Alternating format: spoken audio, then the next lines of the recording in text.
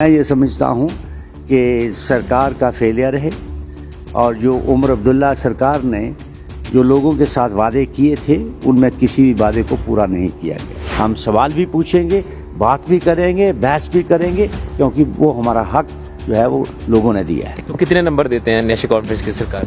मैं तो कोई नंबर नहीं देता उनको। उसके बाद एक बहाना है उनके पास कि जहाँ एलजी जो है हमारा काम नहीं होने देते, हमें काम नहीं करने दिया जा रहा है, जबकि सारे इख्तियारात मुख्यमंत्री जी के पास है। डेली बेसिस की बात की थी कि मैंने कमेटी कॉन्स्टिट्यूट की है, अभी तक उनका भी कुछ नहीं हुआ। उन्होंने सिलेंडरों की बात की थी, वो भी नहीं हुआ। उन्होंने राशन की बात की थी बढ़ाने की, वो भी नहीं हुआ।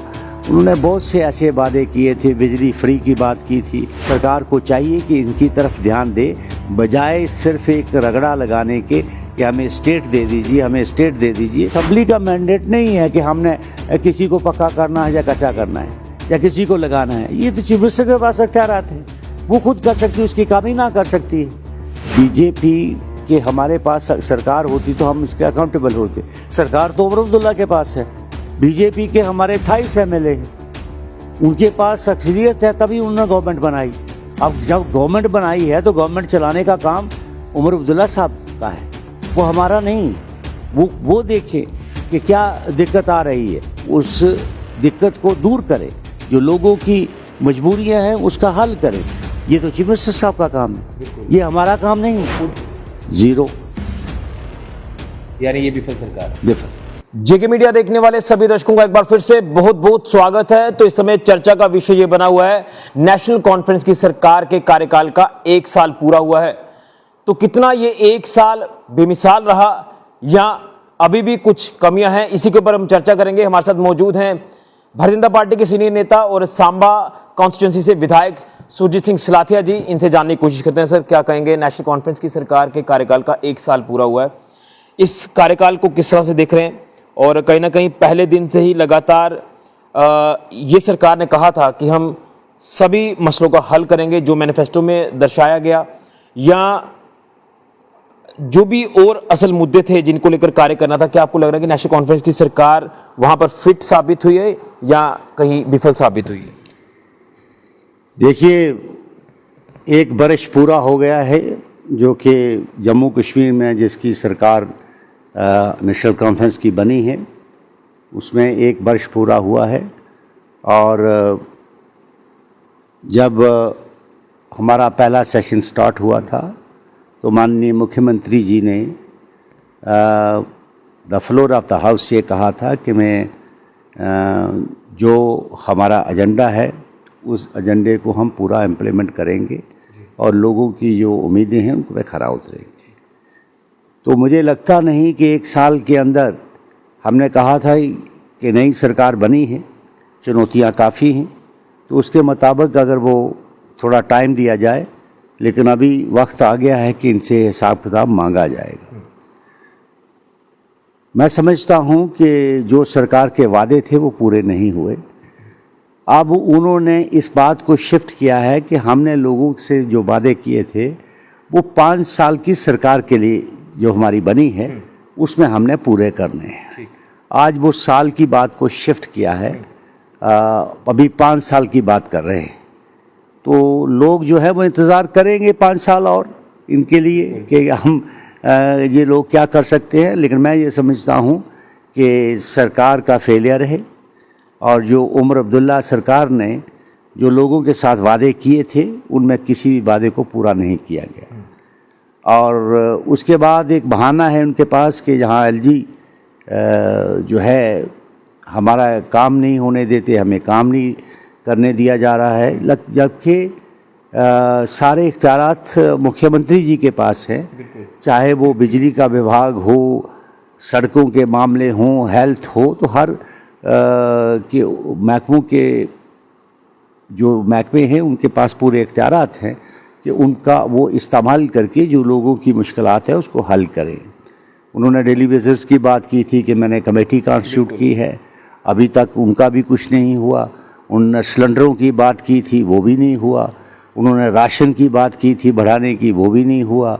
उन्होंने बहुत से ऐसे वादे किए थे, बिजली फ्री की बात की थी, आप मुझे बताइए कि उन्होंने अगर बिजली फ्री की बात अयोध्या के लोगों की तो आप मुझे बताइए कि रियासत जम्मू कश्मीर में कितनी फैमिलीज बनती हैं, तो उसका लाभ जो है वो किसी को मिला नहीं, बल्कि उल्टा ये हुआ कि जो आज मीटरिंग की बात की जा रही है, लोग इस बात के लिए तैयार हैं कि हमारे मीटर्स लगने चाहिए, लेकिन उसके बावजूद भी 100% मीटरिंग नहीं हुई है।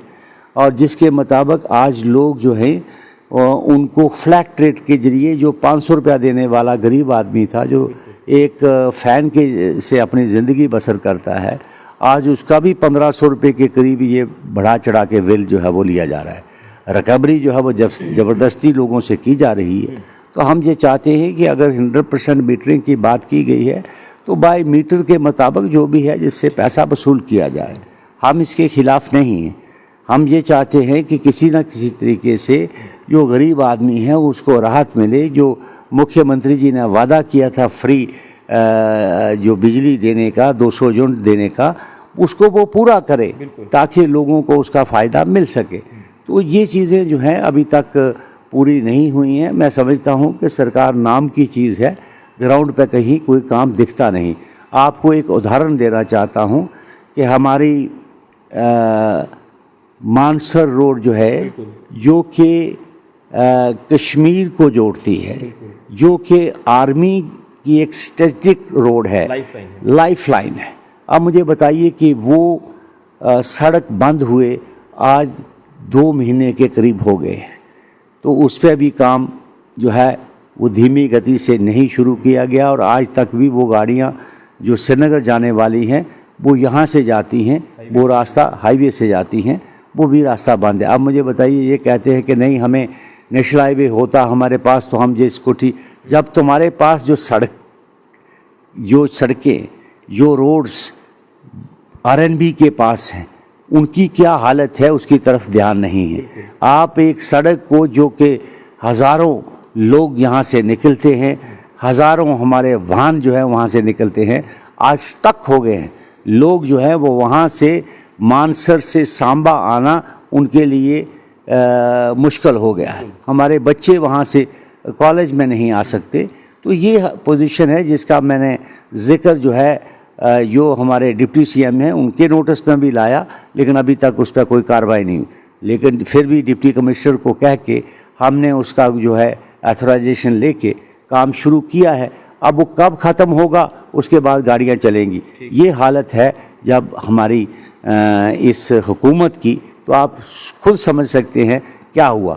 आज टेम्परेरी रेस्टोरेशन जो है जो रूल की गई है, लेकिन उसके बावजूद भी आज भी उनकी हालत वहीं की वहीं है कि लोगों को आने जाने में डबल क्रॉसिंग की मुश्किल है। तो मैं ये समझता हूँ कि सरकार को चाहिए कि इनकी तरफ ध्यान दे, बजाय सिर्फ एक रगड़ा लगाने के कि हमें स्टेट दे दीजिए, हमें स्टेट दे दीजिए।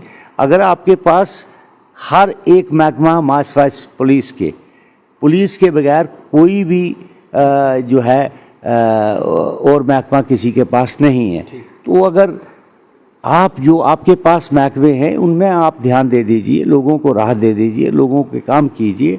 अब आपने साल के बजाय 5 साल की लोगों को अभी नया शगुफा दे दिया है, तो लोग तो पूछेंगे। मेरे कई सवालों के आपने जवाब खुद ही दे दिए हैं। जैसे आपने कहा कि वो पूरा साल एक ही रेट लगाते नजर आए कि हमें स्टेट चाहिए। लगातार जहां पर भी जाते थे वो स्टेट अभी भी मांग कर रहे हैं, लेकिन जब मीडिया ब्रीफ उन्होंने किया 1 साल के कार्यकाल को लेकर तो कुछ सवाल उनसे पूछे गए डेली वेरियर्स को लेकर, कोई जवाब नहीं था। उन्होंने कहा कि जावेद राणा साहब से पूछिए, हालांकि वो मंत्री तो उन्हीं के हैं, लेकिन कहीं ना कहीं क्या लग रहा है ये किस तरह का कम्युनिकेशन सरकार के अंदर देखने को मिल रहा है, जो कि कहीं ना कहीं आज भी वो सारे मसले वही पेंडिंग पड़े हुए हैं। देखिए, काम करने के लिए कोई रुकावट नहीं है। अगर काम करना है तो उसमें कोई दिक्कत है नहीं, इनके पास कहीं हाथ बांधे नहीं है। ये कहते हैं कि केंद्र सरकार के पाले में या फिर एलजी साहब के पाले में, नहीं, ऐसी बात नहीं है। जो केंद्र सरकार का दायित्व है वो अपने लेवल पे, केंद्र सरकार की सेंट्रल स्पॉन्सर स्कीम्स हैं, वो पैसा हमें आ रहा है, चाहे वो नाबार्ड से पैसा हो, चाहे प्रधानमंत्री योजना सड़क का पैसा हो, चाहे हमारा जल मिशन का पैसा हो, वो तो गवर्नमेंट ऑफ इंडिया की तरफ से जो सेंट्रल स्पॉन्सर स्कीम्स हैं वो तो अपना काम कर रही हैं। जो हमारा स्टेट का है उसमें क्या हुआ, उसमें क्या किया गया, उसमें हमें कोई चीज़ दिखती नहीं यहाँ। आज भी आप जहाँ देखें कि क्या हालत है वो लोग खुद जानते हैं। अगर इन्होंने डेली वेजर की कमेटीज़ बनाई तो उसकी रिपोर्ट देनी चाहिए ताकि फैसला करें उन बच्चों का, ताकि उनको कोई राहत मिल सके, क्योंकि वो बर्जाफ्ती रिटायरमेंट्स भी हैं। तो कम से कम जो लोग वहाँ पे आज तक इतनी देर से धरने पे हैं, इतनी देर से उन्होंने मेमोरेंडम दिए और इन्होंने खुद हाउस में कहा कि मैंने कमेटी कॉन्स्टिट्यूट की है, तो अभी तक कमेटी की रिपोर्ट आके लोगों का फैसला करना चाहिए, ताकि लोगों को रात कौन रोकता है उनको? कोई नहीं रोकता। कोई एलजी का उसमें रोल नहीं है कि मैं किसी डेली वेजर को as a chief minister committee बना के कंटिन्यू करता हूँ, तो कोई वहाँ पे गवर्नर का राइडर नहीं उस पर लगा है। वो कहते हैं कि अगर रिपोर्ट आ भी जाएगी तो मैं पब्लिक डोमेन में नहीं डालूंगा, वो मैं असेंबली के जो भी इख्तियारात होते हैं मैं उसमें लेकर जाऊंगा, वो आपको अभी नहीं बताऊंगा। ये कहीं ना कहीं जो पब्लिक डोमेन में चीज़ें आनी चाहिए, जिसको लेकर बेसब्री से डेली वेजर्स इंतजार कर रहे हैं, अभी भी उसमें कहीं ना कहीं कुछ जो बैरिकेटिंग नज़र आ रही है। देखिए, जो असेंबली के अंदर किसी चीज़ को ले जाना, या तो रेजुलेशन की बात हो या कोई बिल की बात हो, प्राइवेट बिल की बात हो, तो उसके अंदर डिस्कस किया जा सकता है असेंबली के अंदर। ये असेंबली का मैंडेट नहीं है कि हमने किसी को पक्का करना है या कच्चा करना है या किसी को लगाना है। ये तो चीफ मिनिस्टर के पास अख्तियारात हैं, वो खुद कर सकती है, उसकी काबीना कर सकती है। जो काबीना के मंत्री हैं वो सारे बैठ के इस पर फैसला लें। ये कोई असेंबली के अंदर इसको पास करने कोई बिल नहीं है जिसको पास किया जाए। वो कहते हैं कि बीजेपी प्रॉक्सी गवर्नमेंट चला रही है, पैरेलल सरकार चला रही है, तो इसलिए हम काम नहीं कर पा रहे। देखिए, बीजेपी के हमारे पास सरकार होती तो हम इसके अकाउंटेबल होते। सरकार तो उमर अब्दुल्ला के पास है, बीजेपी के हमारे 28 एमएलए हैं, उनके पास अक्सरियत है, तभी उन्होंने गवर्नमेंट बनाई। अब जब गवर्नमेंट बनाई है तो गवर्नमेंट चलाने का काम उमर अब्दुल्ला साहब का है, वो हमारा नहीं। वो देखें कि क्या दिक्कत आ रही है, उस दिक्कत को दूर करें, जो लोगों की मजबूरियां हैं उसका हल करें। ये तो चीफ मिनिस्टर साहब का काम है, ये हमारा काम नहीं है। हमारी कोई वहाँ पे पैरेलल गवर्नमेंट नहीं है, ना कोई हमारा रोल है गवर्नमेंट के अंदर। हम एक विपक्ष में बैठे हैं, हम उनको ये बात पूछने के लिए असेंबली में उनसे हम जवाब सवाल करेंगे। ये इससे आप अपने आप को पल्ला झाड़ लेना कि बीजेपी वहाँ पे ये कर रही है, वो ऐसी कोई बात नहीं। भारतीय जनता पार्टी अपना काम करती है। भारतीय जनता पार्टी अपना एक जो हमारा अपोजिशन का रोल है उसको हम निभाने का काम करेंगे। हम सवाल भी पूछेंगे, बात भी करेंगे, बहस भी करेंगे, क्योंकि वो हमारा हक जो है वो लोगों ने दिया है। तो कितने नंबर देते हैं नेशनल कॉन्फ्रेंस की सरकार? मैं तो कोई नंबर नहीं देता उनको, क्योंकि हमें तो कुछ दिखा ही नहीं। अगर दिखता तो हम जरूर कहते। हमें सरप्राइज है इस बात का के लिए कि ऑनरेबल चीफ मिनिस्टर साहब ने एक मीटिंग सांबा में की, बाकी तमाम डिस्ट्रिक्ट्स में की, सब लोगों से काम लिए। उन्होंने कहा कि हम 40-40 करोड़, 30 करोड़ के, 40 करोड़ के काम आप लिखवाइए और मैं ये आपको 40-40 करोड़ रुपया दूंगा। अभी तक तो हमें कोई पैसा दिखा नहीं। आउटपुट जीरो, यानी ये विफल सरकार। विफल। चलिए, बहुत धन्यवाद। तो ये थे हमारे साथ सुरजीत सिंह सलाथिया जी, जिन्होंने विस्तार से नेशनल कॉन्फ्रेंस की सरकार का रिपोर्ट कार्ड भी आपके सामने रख दिया है और 0 नंबर दिया है। ये कहा है कि विफल साबित हुई है सरकार, जो मैनिफेस्टो में चीज़ें रखी वो नहीं की गई। 1 साल का वक्त हुआ और अब उसे 5 साल में शिफ्ट किया।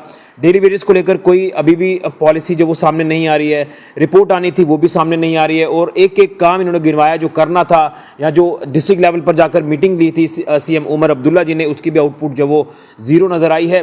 फिलहाल के लिए कैमरामैन अविनाश के साथ ऋषि खजूरिया, जेके मीडिया के लिए।